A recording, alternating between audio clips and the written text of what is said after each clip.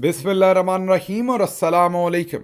5 अगस्त पाकिस्तान में बुध की सुबह आसिम मुनीर्स डिफेक्टो फॉर्म 47 मिलिट्री राज डे 249। आज की अहम तरीन खबरों में सबसे पहले इमरान खान के जेल में 3 साल। आज इमरान खान को अगवा हुए। जी हाँ, अक्सर हम कहते हैं कि वो जेल में हैं, कैद हैं, लेकिन जेल में और इंसान कैद तब होता है जब किसी जुर्म के तहत किसी अदालत में जिसमें आज़ादाना ट्रायल हो और केस की हेयरिंग हो, दोनों पार्टीज़ को मुनासिब मौका मिले और फिर वहाँ से अगर किसी तरह की कोई सज़ा हो तो हम कह सकते हैं कि इंसान जेल काट रहा है। लेकिन यहाँ पर तो आप सबको पता है कि आसिम मुनीर एक ऐसा शख्स है जिसको इमरान खान ने तो जहनी तौर पर बीमार कह रखा है और उन्होंने फिर वक्त के साथ साथ अपनी इस बात को जो उनकी जहनी हालत है उसको साबित भी कर दिया और ये भी साबित किया कि इमरान खान दुरुस्त कह रहे हैं। जिस तरीके से पूरे मुल्क को उन्होंने आग में झोंक दिया, बलूचिस्तान हो, खैबर पख्तूनख्वा हो, पंजाब हो और अब आज़ाद कश्मीर हो और उससे पहले गिलगित बल्तिस्तान में जो कुछ किया, उनको किसी चीज़ की कोई परवाह नहीं। मिलिट्री के अंदर जब हमारी लोगों के साथ बात होती है जो रिटायर्ड हैं या कुछ हाजिर सर्विस भी हैं, वो सब हैरान हैं कि उनके महकमे के साथ क्या हो रहा है। इदारा कह लें, महकमा कह लें, फ़ौज का डिपार्टमेंट कह लें, सभी के सभी हैरान हैं क्योंकि कोई किसी को शक्ल दिखाने के काबिल नहीं है। पिछले दिनों एक जगह पर पाकिस्तान से आए हुए एक हाजिर सर्विस ब्रिगेडियर साहब से मुलाकात हुई तो उन्होंने अपना तारफ़ बगैर ब्रिगेडियर के करवाया। उन्होंने अपना नाम बताया और तारफ़ करवाया, सिर्फ मेरे से नहीं, वहाँ पर मेरे पहुँचने से पहले दूसरे लोगों से भी। उनके एक साथी ने किसी को बता दिया वहाँ खड़े हुए कि ये तो इस वक्त सर्विंग ब्रिगेडियर हैं, तो उन्होंने उनको डांटा कि आपने मेरे ये इंट्रोडक्शन क्यों करवाया। जब मैं पहुंचा तो उस वक्त तक वो बात वहाँ उस महफिल में फैल चुकी थी कि वो सर्विंग ब्रिगेडियर हैं। तो उन्होंने फिर मुझे खुद ये बात बताई कि आजकल लोग बेइज्जती बहुत करते हैं, जहाँ भी जाते हैं लोग बड़ी नफ़रत की निगाह से देखते हैं और समझते हैं कि हम सब ये जो कुछ भी हुआ है इसके अंदर हम तमाम लोग शामिल हैं और हम शायद कौमी मुजरिम हैं। इसलिए उन्होंने कहा कि गिल साहब जहाँ भी जाते हैं अब खामोशी से हम अपना आप बताते ही नहीं। एक और साबिक लेफ्टिनेंट जनरल, बहुत ही मोतबर शख्सियत, बहुत ही अच्छी सर्विस करके रिटायर हुए, कोई उनके दामन पर ऐसा दाग नहीं। उन्होंने मुझे एक दिन किस्सा सुनाया कि उनके अहले खाना कोई चीज़ ख़रीदने गए, दुकान के ऊपर जो भी दुकानदार ने कीमत मांगी तय हो गई, वो चीज़ जो है वो देने के लिए तैयारी हो गई। शहर आपके सामने मैं जानबूझ के नहीं रखूँगा।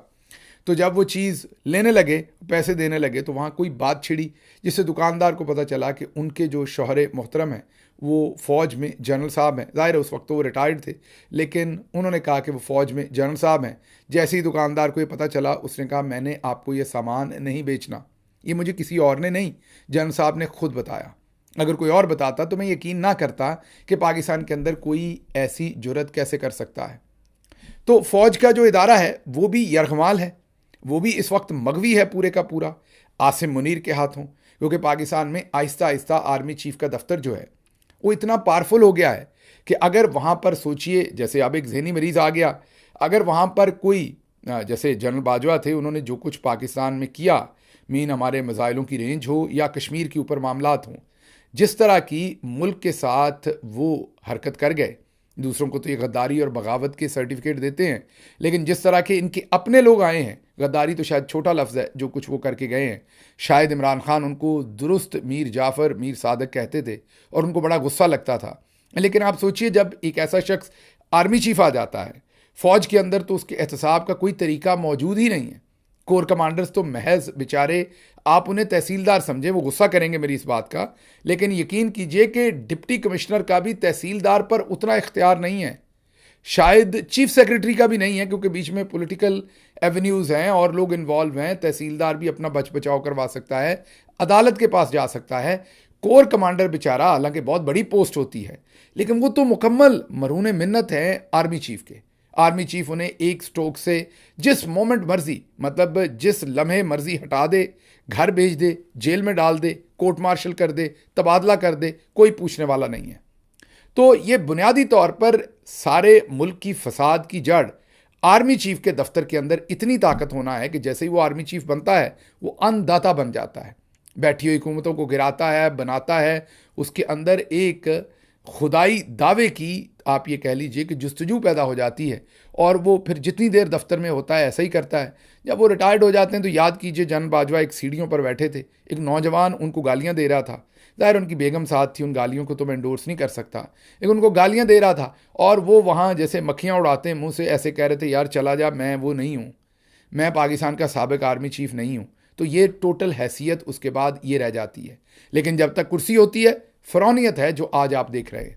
तो इमरान खान को 3 साल मुकम्मल हो गए हैं, मगवी हुए, अगवा हुए, और इसी दौरान उनकी आंख की नज़र छीनी गई है, उन्हें सॉलिटरी कन्फाइनमेंट में रखा है। और लोग मुझसे पूछते हैं कि आगे क्या होगा। ये तो रब को पता है कि आगे क्या होगा, लेकिन मुझे ये पता है कि पीछे क्या हो चुका है।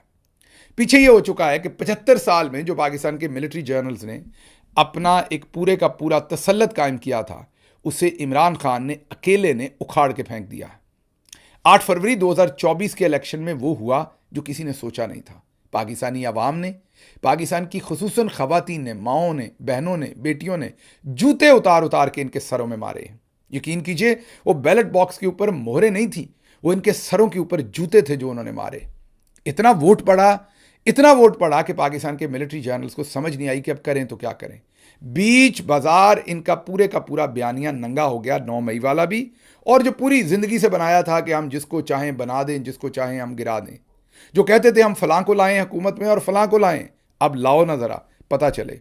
हाँ, फिर और तरीका निकाला गया कि कौम का मैंडेट लूट लिया गया। फॉर्म 47 से ज़बरदस्ती 2/3 अक्सरियत वाले प्राइम मिनिस्टर को अगवा करके जेल में रखा हुआ है, और ऊपर हुकूमत पर चोरों और डाकुओं को मुसल्लत कर दिया है। अब 4 साल के बाद हमें बताते हैं कि निज़ाम जो है, सिस्टम फेल हो गया है।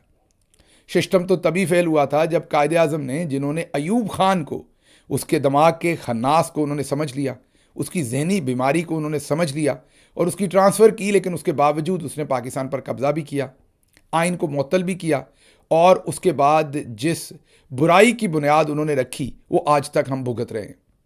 तो बहरहाल 3 साल मुकम्मल हुए इमरान खान की जेल को, उनके अगवा को, और उसके साथ साथ उनकी दिलेरी और बहादुरी की वो दास्तानें रकम हुई हैं जो पाकिस्तान में तो किसी और बेटे ने नहीं की। आपको पता है कि सबसे मुश्किल काम, आप अक्सर समझते हैं हम कि गोली चलाना, गोली खाना मुश्किल काम है। ऐसा नहीं है, क्योंकि गोली चलाने और खाने वाले कितने मिल जाते हैं। आप गौर कीजिए कि किसी मुल्क के पास भी, पाकिस्तान को छोड़ दीजिए, क्या इंडिया के बॉर्डर के ऊपर तमाम उनके जो फौजी खड़े हैं वो गोली खाने को तैयार नहीं है? क्या श्रीलंका के बॉर्डर पर जितने भी उनके फौजी खड़े हैं वो गोली खाने को तैयार नहीं है? बांग्लादेश वाले क्या तैयार नहीं हैं? मलेशिया वाले क्या तैयार नहीं हैं? अमेरिका के फौजी जहाँ जहाँ खड़े हैं, क्या वो गोली खाने को तैयार नहीं है? गोली खाने वाले बहुत मिल जाते हैं, लेकिन अरशद शरीफ जैसा जर्नलिस्ट एक ही होता है। कहने का मतलब यह है कि सच का बोझ उठाना, आप देखिए इस मिलिट्री के अंदर कितने हमारे सिपाही हैं, हवालदार हैं, नायब सूबेदार हैं, ऊपर फिर मेजर हैं, कर्नल हैं। जब दुश्मन गोली चलाता है तो ये कोई भागते थोड़ी हैं, जाहिर है खड़े होकर सीने पे गोली खाते हैं, लड़ाई करते हैं। तो गोली खाने वाले लाखों हैं, लेकिन देख लीजिए पूरी फौज के अंदर एक शख्स ऐसा नहीं है जिसने सीना ठोक के कहा हो कि मैं सच बोलूँगा, और आसिम मुनीर जो है वो जहनी मरीज़ है और पूरी फौज को गलत साइड पर लेके जा रहा है। तो गोली चलाना, गोली खाना कदरे आसान काम है, लेकिन सच बोलना, सच बोल के उसका वज़न उठाना, आपका किसी की आंखों में आंखें डाल के बात करना, वो मुश्किल काम है। इसलिए 7 लाख की फ़ौज में अभी तक हमें कोई एक भी ऐसा कैरेक्टर, 1-2 लेफ्टिनेंट जनरल्स को इन्होंने फारिग ज़रूर किया, लेकिन वाज़े तौर पर हमें किसी मेजॉरिटी में कोई 10, 15, 20 बंदे पूरी फ़ौज में से नज़र नहीं आए जो वाज़े आंखों में आंखें डाल के कहें कि आप गलत कर रहे हैं। लेकिन निजी महफिलों में जब हमसे बातचीत होती है तो वो कहते हैं कि जहनी मरीज़ के काबू आ गए हैं और उसने मुल्क भी तबाह कर दिया और इदारा भी तबाह कर दिया। बहरहाल इमरान खान डटे हुए हैं, तारीख लिख रहे हैं, और जो लोग भी उन्हें मशवरे देते हैं डील कर लें, जान बचा लें, बाहर आ जाएं, वो या उनको नहीं जानते, या उनके नज़रिए को नहीं जानते, या उनके रिजॉल्व को नहीं जानते। अगर उन्होंने डील करनी होती तो बहुत शुरू में करते। इसलिए इमरान खान तारीख में अमर हो चुके हैं, और आने वाला जो भी वक्त उन्हें अल्लाह ने देना है, अल्लाह उनकी ज़िंदगी दराज करे, अल्लाह उनको सेहत दे, लेकिन जो भी वक्त उनके पास है, आप देखिएगा वो पाकिस्तान के लिए मज़ीद मशले राह होंगे आने वाली नस्लों के लिए, और वो कभी भी लाइबिलिटी नहीं होंगे जो हमारे जर्नल्स हैं। हमारे जर्नल्स जब हट जाते हैं तो इनके अपने घर वाले भी, आज जनरल अयूब खान के घर वाले, आज जनरल याया खान के घर वाले, आज जनरल ज़ियाउल हक के घर वाले, आज जनरल मुशर्रफ के घर वाले, कोई भी, और आगे बाजवा के, और आगे अब आप देख लीजिएगा आसिम मुनीर के भी कोई इनके किए हुए बुराइयों की आज ओनरशिप लेने को तैयार नहीं है। इवन इनका अपना खून जो होता है वो भी इनके साथ खड़े होने को तैयार नहीं होता। आसिम मुनीर के साथ तो इससे भी बदतर काम होगा, कोई भी इनकी जो किए हुए जुल्म है उसकी रिस्पॉन्सिबिलिटी लेने को तैयार नहीं होगा। आज ही के दिन तहरीक इंसाफ एक जलसा भी कर रही है। शफी जान उन्होंने कहा है कि हमने अपना होमवर्क मुकम्मल कर चुके, कल हम हर सूरत लाहे अमल देंगे, शदीद तरीन लाहे अमल होगा, हम किसी शहर की तरफ भी जा सकते हैं। सुहेल अफरीदी लाहे अमल कल देंगे, इसके बाद इस हुकूमत का ठहरना मुश्किल हो जाएगा। जो शफी जान है उनके बारे में आम तासुर यही है कि वो मिलिट्री जर्नल्स के बहुत करीब हैं। अब देखते हैं कि क्या वाकई इनकी ये स्टेटमेंट दुरुस्त है। लगता नहीं है, क्योंकि सैयद ज़ीशान अजीज़ बहुत अच्छा काम करते हैं, अच्छा जर्नलिज्म कर रहे हैं पाकिस्तान में। वो कहते हैं कि पीटीआई के ज़राए कहते हैं कि हम किसी प्रेशर में नहीं आएंगे, बल्कि हर सूरत इमरान खान की रिहाई के लिए फ़ाइनल भरपूर कॉल देंगे। दूसरी तरफ वो कहते हैं कि उनके ज़राए ये कहते हैं कि इस्लामाबाद मत आना, वरना शिकवा मत करना। ये पैगाम दिया गया है सुहेल अफरीदी साहब को। जलसा के अंदर जोश में कोई लॉन्ग मार्च या एहतजाज इस्लामाबाद या पंजाब की तरफ करने का ऐलान नहीं होगा। अटक तक एहतजाज कर लें और ज़्यादा लंबा एहतजाज भी नहीं होना चाहिए। वो कहते हैं कि मिलिट्री जर्नल्स ने कहा कि अपने सूबे में स्वाबी तक, अटक पुल तक आप एहतजाज कर लें, हम वहाँ आपको रोक लेंगे, नूरा कुश्ती कर लेंगे और वहाँ से फिर आप वापस इसको कॉल ऑफ करके वापस चले जाइएगा। ना पंजाब की तरफ चलिएगा और ना ही आप इस्लामाबाद की तरफ।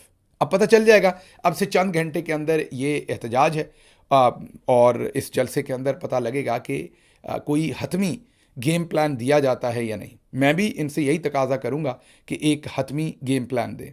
अलीमा खान साहबा ने भी ये तकाजा किया है कि लॉन्ग मार्च की कॉल इस जलसे में दे देनी चाहिए। मैं तो खैर कई दिन से अलीमा खानम साहबा से ये तवक्को कर रहा था, जब वो हर शहर शहर गली गली जा रही थी, कि वो ऐलान करेंगी लॉन्ग मार्च का, और जाहिर है बाकी सब उनके साथ शामिल हो जाएंगे। क्योंकि जब वो चल पड़ी और वो डिफरेंट जगहों पर उन्होंने जलसे कर लिए, तो फिर लॉन्ग मार्च का ऐलान ना करना ये मेरी समझ से बाहर है। क्योंकि ये तो नहीं करेंगे, अगर आपने इन्हीं की तरफ देखना है तो ये तो नहीं करेंगे, और ये कोई नई चीज़ नहीं है, व्हील दोबारा से इन्वेंट करने की तो ज़रूरत नहीं है। तो पिछले साल 2 साल से हम देख रहे हैं, और बल्कि ये ज़्यादा बदतरीन काम करते हैं और ये करते हैं कि कॉल देते हैं, वर्कर्स को लेके जाते हैं और फिर वहाँ उनको तनहा छोड़ देते हैं और वहाँ उनका सौदा कर देते हैं, उनको गोलियां लगती हैं या वो वैसे बेचारे नाकाम वापस आते हैं। तो वो जो बदली फैलती है वर्कर के अंदर, वो कई महीने साल लग जाते हैं दोबारा से उनका हौसला वापस लाने में। तो इसलिए ये काम तो अलीमा खानम साहबा को कई दिन पहले करना चाहिए था। मेरी समझ में नहीं है कि उन्होंने क्यों नहीं किया, ज़रूर उनके पास कोई वजह होगी, लेकिन आई कुडंट अंडरस्टैंड कि जब वो इतने सारे शहरों में KPK में गई हैं, अवाम का जोश व जज्बा भी मौजूद था, अवाम उनके साथ भी मौजूद थी, फिर वो वापस क्यों आ गई हैं पंजाब में बग़ैर कोई कॉल दिए हुए। और इस वक्त जबकि पता है कि उनको गिरफ़्तार भी किया जा सकता है, उनको सज़ा भी दी जा सकती है, और अगर उन्हें सज़ा दे के जेल में डाल दिया तो फिर वापस इन्हीं की मरूने मिन्नत सबके चले जाएंगे, तो फिर इसका फ़ायदा क्या हुआ। इसे मैं अभी भी कहूँगा कि जब तक उनको कोई सज़ा नहीं सुनाई जाती, इनका इंतज़ार वो ना करें। इन्होंने, मेरा नहीं ख्याल, सैयद ज़ीशान अजीज़ का भी ख्याल यही है, आज हो सकता है कोई ये ऐलान करें, लेकिन वो ऐसा ही ऐलान होगा कि वही अटक शटक तक और फिर वहाँ से फारिग करवा देंगे। लेकिन मैं वर्कर्स को ये कहूँगा, क्योंकि आपने इमरान खान के नाम पर जाना है, आप इनको मत देखिए। इमरान खान है और आप हैं, आप इनको बीच में देख के अपने फैसले मत किया कीजिए कि ये क्या कर रहे हैं। आप ज़रूर जलसे में जाइए और इनसे वहाँ पर तकाजा भी कीजिए कि ये वहाँ से एक एहतजाज का, लॉन्ग मार्च का हर सूरत ऐलान करें और हतमी पॉइंट ऑफ व्यू दें। अगर ये वहाँ आज भी आपके साथ तेज़ी चालाकी करें और वहाँ तकरीरें लंबी लंबी उखाड़ देंगे, पिछाड़ देंगे, ये कर देंगे, इश्क इमरान में मर जाएंगे, इस तरह के सख्त लफ्ज़ बोल के और आखिर पर सिर्फ आपको गोली दे के स्टेज से उतरने की कोशिश करें, तो फिर मेरी आपसे गुजारिश है कि इन्हीं के ख़िलाफ़ वहाँ पर नारे लगाएं, ताकि इन्हें लगे पता कि आप इमरान खान के साथ मुखलिस हैं और आप इनको ऐसा नहीं करने देंगे। आगे बढ़ते हैं। ये सूरत हाल तो आपको जलसे की बता दी। जब अलीमा खानम मियाँ वाली गई तो वहाँ पर आतिफ शराज, मियाँ वाली का एक कम उम्र बच्चा, इमरान खान का हामी, और वो उस जलसे की वीडियो बना रहा था। कम उम्र था, 18 साल से कम उम्र, तस्वीर भी आपको दिखा रहे हैं। उससे पुलिस वालों ने उसका मोबाइल फ़ोन छीन लिया। गरीब घर से था थोड़ी देर के बाद अपना मोबाइल फ़ोन पुलिस वाले से मांगा। पुलिस वाला जाहिर है वो मोबाइल फ़ोन रखना चाहता होगा, छीन लिया था। उसने मोबाइल फ़ोन वापस मांगने पर इसको मारा पीटा और फिर 3 MPO के तहत डिप्टी कमिश्नर ने उठाकर उसे अंदर जेल में डाल दिया। अब ये बालिग नहीं है अभी, और डिप्टी कमिश्नर को भी शर्म आनी चाहिए थी ये काम करते हुए, लेकिन उन्हें तो आती नहीं। लेकिन इन सब की लिस्टें बन रही हैं, कोई ना कोई वक्त आएगा कि इन सब का एहतसाब होगा कानून के मुताबिक। लेकिन ये बच्चा अब इस वक्त जेल में है। कसूर इसका सिर्फ ये है कि अलीमा खानम जब वहाँ आई और इसने वहाँ पर वीडियो बनाई। आगे बढ़ते हैं। आगे आपको ये एक अफसोसनाक खबर बतानी है, और वो अफसोसनाक खबर ये है कि ये एक बच्चा जो गालिबन शिकारपुर में है, सिंध में, खैरपुर में, माजरत शिकारपुर कह दिया, ये सिंध में खैरपुर में है। इसको कुत्ते ने काटा जिसके बाद इसे रेबीज हो गया और उसका इलाज कराने का, जिंदा है, भुट्टो जिंदा है, लेकिन ये बच्चा सिसक कर मर रहा है। भुट्टो साहब तो जिंदा है वहाँ पीपल्स पार्टी में, और पीपल्स पार्टी के लोग हमें ये भी बताते हैं कि सिंध में लोग बैरून मुल्क से भी इलाज करवाने आते हैं। तो खैरपुर के अंदर इस बच्चे को कुत्ते ने काटा, जिसके बाद चंद दिन के बाद इसे रेबीज हो गया, और अब इस बच्चे को बाहर दरख्त के साथ बांधा हुआ है गर्मी के अंदर। और ये बच्चा, जिन्होंने इसे देखा है, जो रिपोर्ट हुआ है मीडिया में, इस कदर तकलीफ़ में कराहता है ये बच्चा कि लोगों का दिल टूट जाता है। माँ बाप के पास पैसे नहीं है इलाज करवाने को, और हुकूमत की सरपरस्ती हासिल नहीं है। मैं आपके तवस्सुत से यहाँ से अपील करूँगा कि हुकूमत सिंध इसका फौरी तौर पर इलाज करवाए। अगर हुकूमत सिंध नहीं करवाती तो खुदारा कोई इनका फ़ोन नंबर वगैरह हमें बताए, हमारे कमेंट सेक्शन में नीचे लिख दें या हमारे ईमेल के ऊपर भेज दें। जो ईमेल हमने स्क्रीन पर चल रहा है, आप देखेंगे स्क्रीन पर हमारा ईमेल चलता है। बहुत सारे लोग सवाल पूछते हैं, ये ईमेल सेफ़ है? जी बिल्कुल सेफ़ है। ये ईमेल मुझ तक पहुंचता है? जी बिल्कुल पहुंचता है, लेकिन जो उसमें आप ऊल फजूल चीज़ें लिखते हैं वो मेरी टीम जो है वो डिलीट करती जाती है उन ईमेल्स को। जो आपको पता है कि जैसे लोग चोक करते हैं सिस्टम को, खामखा फजूल किस्म की ईमेल्स करते हैं जिनमें कोई काम की बात नहीं होती, तो मेरी टीम में से कोई इसे पहले खोलता है, उन सारी ईमेल्स को डिलीट कर देता है। जो ईमेल काम की होती है वो मुझ तक फॉरवर्ड हो जाती है और मैं फिर उस ईमेल को ज़रूर देखता हूँ। तो हमें इस ईमेल पर इस बच्चे का या इसके घर वालों का एड्रेस या फ़ोन नंबर भेजें। हम कोशिश करेंगे कि इसके इलाज का इंतज़ाम करें और इस बच्चे का इलाज करवाया जा सके। अगर वहाँ कोई साहिब हैसियत है और वो करवा सकता है तो ज़रूर करवाए, वरना हमें बताए। हम हर सूरत इस बच्चे का इलाज करवाने की कोशिश करेंगे, क्योंकि किसी भी इंसान को इस तरीके से मरते हुए छोड़ना, मेरा ख्याल है, हमारा इज्तमाई गुनाह है। ये किसी एक का नहीं, सिर्फ हुकूमत को कह के, हुकूमत तो नहीं कर रही, वो तो जानवरों की हुकूमत है। आप देख ही सकते हैं, अशराफिया है, बिलावल हुआ, उनकी बहन हुई, ये तो सारे पले बड़े ही अशराफिया में हैं, उनको इन सारे मामलात का क्या पता। लेकिन अगर हम सिर्फ उन पर छोड़ दें और इस बच्चे को जिस तकलीफ़ में उसमें छोड़ दें तो ये हमारा इज्तमाई गुनाह होगा। आगे बढ़ते हैं, अगली खबर आपके सामने रख दें। फील्ड मार्शल सैयद आसिम मुनीर, तमगा इम्तियाज़ मिलिट्री, हिलाल जुर्रत। अच्छा, उनके पास हिलाल इम्तियाज़ मिलिट्री है, मैं जानबूझ के तमगा इम्तियाज़ मिलिट्री कहता हूँ। वो पहुँचे हैं national disaster management authority, NDMA। करता शरता ये कुछ नहीं है NDMA, बस यहाँ पर एक जनरल साहब को खपाया हुआ है। इनाम साहब हैं शायद लेफ्टिनेंट जनरल, जिनको लगाया हुआ है यहाँ पर। तो ये इस इदारे का मैंने देखा कोविड में भी, ठीक है, उस टाइम इस्तेमाल इस इदारे का लाया गया था, काफ़ी सारा इससे काम लिया गया था, लेकिन जनरली ये कोई काम वाम ऐसा ख़ास नहीं करते। बस बताते मौसमियात की जगह पर हैं, ये वार्निंग जारी कर देते हैं कि सैलाब आ रहा है, अपना अपना बचाव कर लो, इतना की काम करते हैं।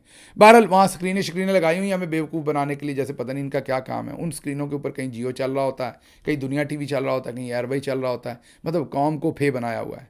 वो इतनी सारी स्क्रीनें लगाई हैं, आम देहाती आदमी देख के कहता होगा भाई बढ़िया कोई साइंटिफिक किस्म का ऑफिस है, पता नहीं है यहाँ बैठ कर क्या करते हैं। कुछ नहीं करते, मक्खियाँ मारते हैं। एक सिचुएशन रूम सा टाइप बनाया हुआ है इर्द गिर्द, आपके पैसे से वो स्क्रीनें लगाई हुई हैं, उन पर TV के चैनल चलते रहते हैं और वहाँ पर ये मीटिंग्स करवाते हैं। फील्ड मार्शल साहब भी वहाँ पहुँचे। अब गौर करें ज़रा, पाकिस्तान की फ़ौज जो है वो 4वीं 5वीं बड़ी फ़ौज है दुनिया की। इस टाइम जो फड्डे पड़े हुए हैं बलूचिस्तान में और दूसरी जगहों पर, वो भी आपको पता है। लेकिन गौर कीजिए कि हमारा आर्मी चीफ कितना वेला है, मतलब उसके पास मिलिट्री से रिलेटेड कोई काम नहीं है।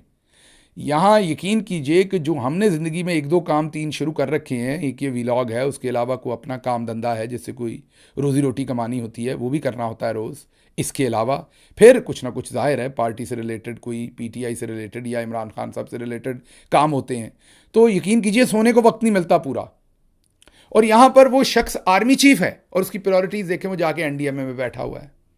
वही आपका क्या काम है यहाँ पर, आपने क्या काम करना है। कभी ग्रीन इनिशिएटिव में बाजी जो है वो बैठ के हरे कचूर रंग का सूट पहन के, मैचिंग जूते पहन के वो वहाँ पर खड़ी होती हैं। शुक्र है उन्होंने लिपस्टिक कहीं हरे कचूर रंग की नहीं लगाई थी, कहीं नहीं तो ऐसा ही लगना था कि माजरत बाजी जी, गुस्सा ना कीजिएगा कि बकरी ने जैसे चारा ज़्यादा खाया तो वो कहीं मुँह पर भी लग गया। लेकिन चले, कहने की बात ये है कि वो वहाँ पहुँच जाते हैं उनके साथ, फिर रश के कमर सुनते हैं। तो पता नहीं कहाँ से इतने वेले हैं। ये मुझे जो मिलिट्री के अफसरान हैं ये बताएं कि क्या वाकई फौज में कोई काम नहीं होता।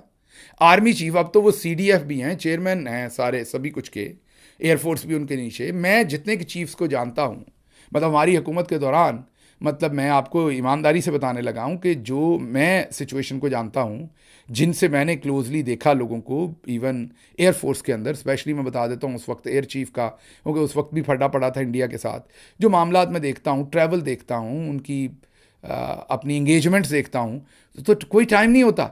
लेकिन इनकी मुझे समझ से बाहर है। कभी ये रश के कमर पर पहुँचे होते हैं, कभी ये ग्रीन इनिशिएटिव पे पहुँचे होते हैं, कभी कहीं पहुँचे होते हैं, अभी NDA में पहुँचे हुए हैं। तो सारी हवाबाजी, और कभी वे नेशनल वर्कशॉप्स के साथ खिताब करते हैं पूरा पूरा दिन। तो मतलब काम धंधा कोई नहीं है, अपना काम धंधा कोई नहीं है, बाकी सारे इसी तरह के फजूल काम करने हैं, प्रोपेगेंडा वाला काम करना है जिसमें से। तो यहाँ से क्योंकि स्क्रीनें लगी हुई हैं, उन स्क्रीनों पर कुछ नहीं चल रहा, बकवास चल रही है इर्द गिर्द, कोई नेशनल डिजास्टर मैनेजमेंट से रिलेटेड कोई चीज़ वहाँ नहीं चल रही। ना उनके पास कोई अहलियत है, ना काबिलियत है, ना वो कोई काम करते हैं। वो तो जो मौसमियात की आपको वार्निंग देते हैं ना, वो भी इंडिया और इधर उधर से जो इन्फॉर्मेशन खबरों में आई होती है वो उठा के देते हैं। उनके पास अपना, ये मैं आपको जिम्मेदारी से कह रहा हूँ, अपना मौसमियात का भी सिस्टम नहीं है कोई ऐसा NDMA के पास। तो NDMA सिर्फ एक सीट वार्मिंग वाला काम है कि जनरल नाम साहब को बिठाया हुआ है कि बस आप वहाँ पर अपने आखिरी दिन पूरे कर लें जो आपकी सर्विस के हैं। काम धंधा वहाँ पर कोई नहीं। हाँ, वहाँ पर माल मुकदमा सैलाब आएगा तो प्रिक्योरमेंट होगी, खैमों की होगी, दूसरी चीज़ों की होगी, तो उसमें फिर उस डिपार्टमेंट के अंदर जो लोग होंगे वो लंबा माल पानी बनाएंगे। तो हाँ, माल पानी बनाने की जगह वहाँ मौजूद है। तो सरकार वहाँ पहुँचे, काम धंधा तो वहाँ कोई नहीं था। महर बुखारी आगे ये कहती हैं कि राणा सनाउल्लाह पहले तो कहते रहे कि मोहसिन नकवी ने बहुत ज़्यादा गलत बात की है, हमें बड़ा गुस्सा लगा है, उन्होंने ये क्या बात कर दी, सूबों वाली ये कर दी, वो कर दी, हम ऐसे कर देंगे वैसे कर देंगे। अब वो कह रही हैं कि सनाउल्लाह जो है वो बैक कर रहे हैं नए एडमिनिस्ट्रेटिव यूनिट्स को, और वो कह रहे हैं कि पहले तो नकवी की मुखालफत की, लेकिन अब कह रहे हैं कि हाँ हमें कोई हर्ज नहीं। और ये भी कंफर्म कर रही हैं कि नवाज शरीफ जो है वो एक मीटिंग चेयर करेंगे वीकेंड पर और डिसाइड करेंगे, फॉर्मल पॉलिसी बना के देंगे नून लीग की कि एडमिनिस्ट्रेटिव यूनिट, मतलब ये जो नए सूबे बनाने हैं, इसमें नून लीग का पॉइंट ऑफ व्यू क्या है, मतलब कि वो मान जाएंगे, वो इसी तनख्वाह के ऊपर काम करने की कोशिश करेंगे। नजम सेठी साहब ने भी कल परसों यही तज्जिया दिया था कि नून लीग झटका बर्दाश्त कर जाएगी और इसी तनख्वाह पर काम करेगी। मतलब नून लीग को ये जो मोहसिन नकवी साहब ने झटका दिया है जर्नल्स के कहने पर, वो इसको बर्दाश्त कर जाएंगे और नए सूबे बनाने पर राजी हो जाएंगे। पीपल्स पार्टी शायद ना माने क्योंकि उनके पास फॉर्म 47 कदरे इनकी निस्बत कम है। आगे चलते हैं।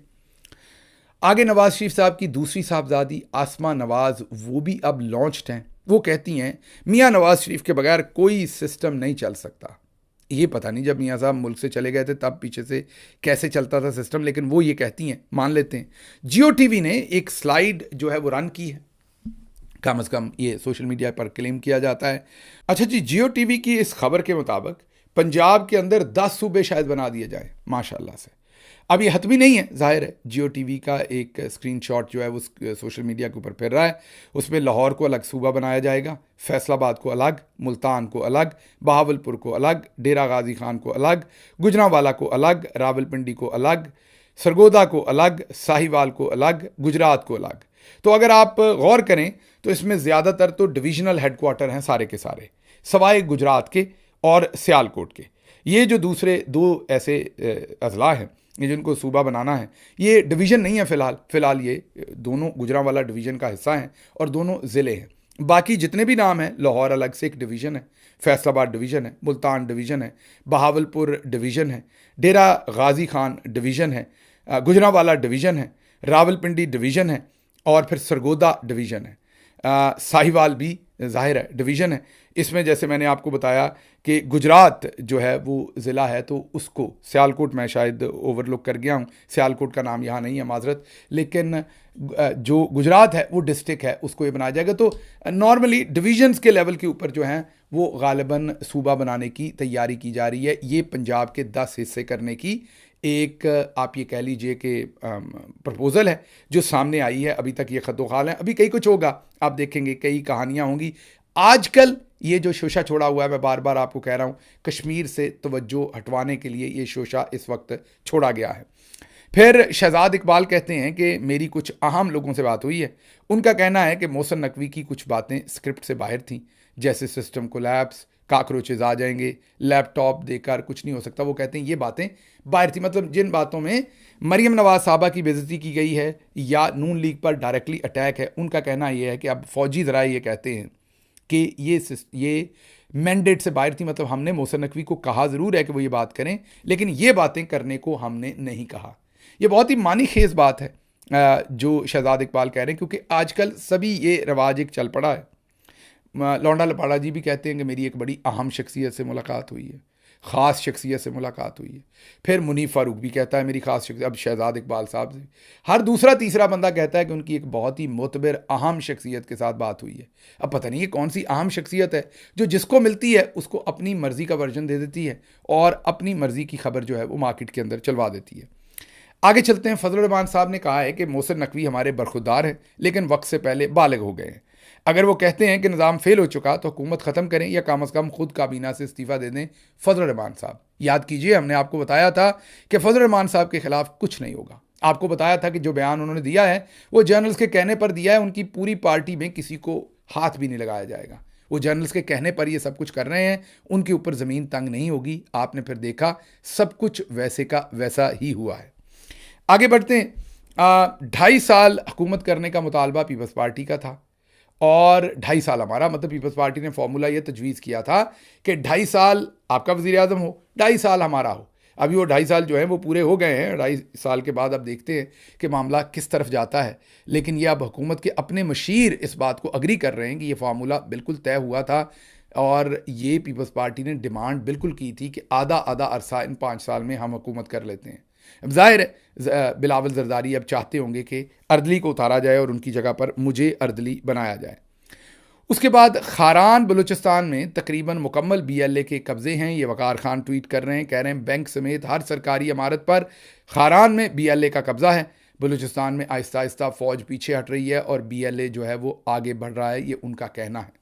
आगे कोयटा से नौशकी हाईवे जो इस वक्त BLA के हमलों की जद में है, फ़ौज ने उसका हल ये निकाला है कि इस हाईवे को खारदार तारें लगाकर बंद कर दिया है। बजाय इसके कि इस हाईवे को क्लियर करते, उनको वापस धकेलते, उसकी बजाय उन्होंने उसके ऊपर मुकम्मल जो है तारें लगाकर हाईवे को ही बंद कर दिया है। कोयटा ताफ्तान जो हाईवे है उस पर BLA ने मज़ीद 5 टैंकर्स को आग लगाकर जला दिया है। लेकिन इस वक्त सदरे पाकिस्तान जो फॉर्म 47 के हैं और शहबाज शरीफ और मिलिट्री जर्नल्स वो इस बात पर लड़ रहे हैं कि जज किसके ज़्यादा बनने हैं। समरियाँ जजेस की रोकी जा रही हैं और अवाम को सूबों के पीछे लगाया जा रहा है। एक तरफ बलूचिस्तान जल रहा है और दूसरी तरफ ये सारे मामला जो हैं वो आपके सामने हैं। एक बार फिर चलते चलते मैं यही कहूँगा वर्कर से कि ज़रूर आज के जलसे में जाएं, इनसे हतमी प्लान भी मांगें और अगर ये प्लान ना दें तो वहाँ इनके खिलाफ ज़रूर नारेबाजी करें ताकि इन्हें पता चले कि ये मज़ीद आपको बेवकूफ़ नहीं बना सकते। मुझे यहाँ से इजाज़त दीजिए। अल्लाह आपका हामी और नासिर हो। पाकिस्तान जिंदाबाद।